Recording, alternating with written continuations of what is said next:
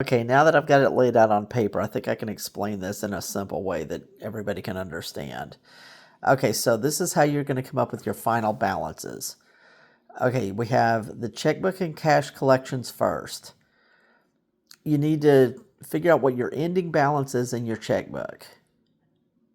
Just whatever, balance your checkbook. That'll include all of your Clover deposits, everything. Okay, your starting balance, that's whatever you had in the bank before cookie season started, minus any supplies that you bought during the season. Like if you bought something for booth setup, or if you bought things for meetings, something like that, you need to subtract that to come before you come up with your starting balance. Starting balance is what you had after your nut and candy money. Anything you started right at the very, very beginning of the season, minus anything you bought during the season. I hope that makes sense. Okay, so we had an ending balance in our checkbook of $11,700.98. We had a starting balance after any supplies we bought or anything like that of $4,277.43. Okay, so that gives me this number, the $74.23.55. Then I add the cash on hand that I still haven't deposited yet. And that would include any troop-to-troop money, anything like that that I'm still holding on to. Okay, so cash on hand, I still had $841. So I add that, so I'm come up to a total of $82.64.55.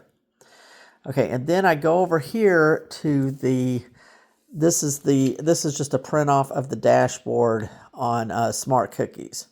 And I still owe council $5,739.55. Okay, so I come over here and I subtract what I still owe council from that total that I came up with, the 8,200. And that leaves me with 2525. Okay. I come back to the dashboard and I see troop proceeds should have been $25.97. We should have made a profit of $2,597, but we didn't. We only have $25.25 after it's all said and done. So what that means is we're in the hole $72. Subtract those two numbers. Actually, I should have subtracted $25.25 from, or $25.97 from $25.25 and came up with negative 72.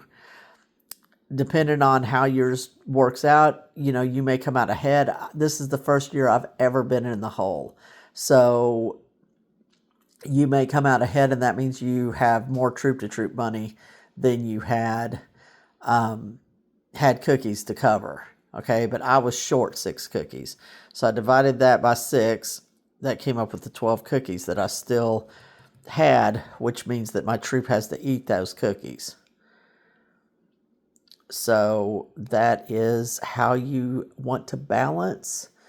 If you have any questions about that, don't hesitate to call me.